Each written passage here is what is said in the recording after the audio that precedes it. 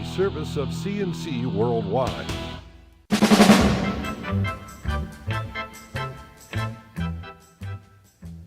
CNC Podcasts are a service of CNC Worldwide and brought to you by the Greece Chamber of Commerce, providing more than 800 member companies with business solutions since 1984.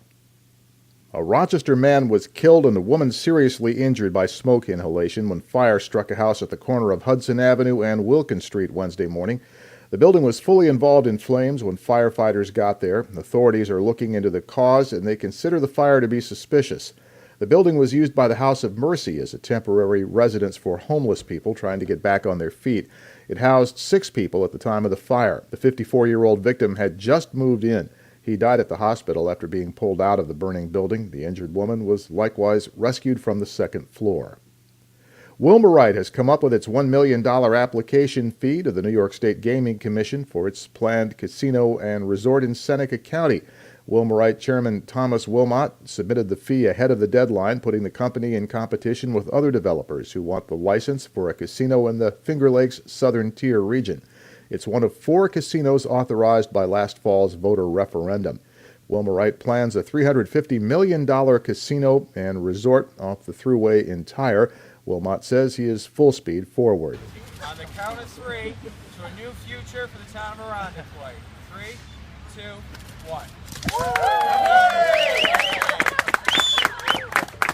Officials broke ground yesterday afternoon for the new Irondequoit Public Library next door to the Town Hall on Titus Avenue. This is after years of discussion and meetings and an approval process that took an entire year, 2 referendums, and a lawsuit.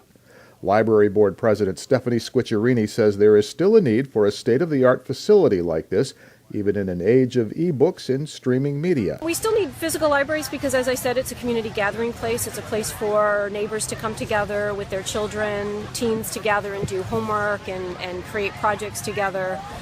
It's a place where people can download e-books for free at the library and then be able to enjoy those e-books.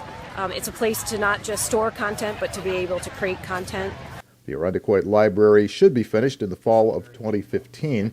Supervisor Adam Bello says the messy process has given Irondequoit the image of being defined by controversy instead of cooperation. He says bringing the project in on time and on budget will change that.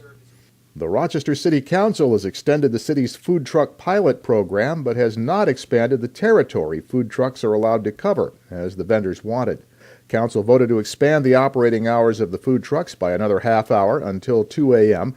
It also doubled the number of assigned parking spaces for the trucks in the center city from 5 to 10.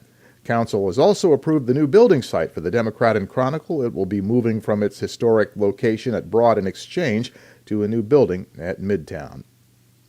A judge has declared a mistrial after the jury deadlocked in the vehicular manslaughter trial of Taylor Carbonaro. Carbonaro was charged with driving drunk when his car crashed into a tree, a utility pole, then a parked car. The accident 2 years ago in the town of Sweden killed Carbonaro's girlfriend, Mallory Hale. Prosecutors said Carbonaro was behind the wheel after a night of drinking. His defense brought evidence to show that Hale might actually have been driving. It was enough that the jury was unable to reach a verdict. Police shut down Route 390 north of Ridge Road in Greece yesterday morning while Greece police, state troopers, and FBI agents searched the roadway and the surrounding areas. Police say they didn't find any significant evidence to confirm that a car was hit by a bullet Monday evening. A driver reported that his car might have been shot at on Monday at about 5:30. Police diverted traffic from 390 north onto Ridge Road after the rush hour while they swept the area. The road reopened to traffic at midday. Lieutenant Casey Volkel says the department is still investigating, and it isn't saying any more at this time. A 16-year-old Rochester teenager was shot during a robbery attempt on Mazda Terrace last night. Police say they're investigating. The victim is expected to recover. A Hamlin man was arrested for DWI when he drove to pick up his girlfriend, who had earlier been arrested for DWI. The Monroe County Sheriff's Office says Jason Moyer's girlfriend was arrested for driving drunk. She called him and asked for a ride home. He drove to the Zone C substation to pick her up, leaving his 2-year-old daughter home alone.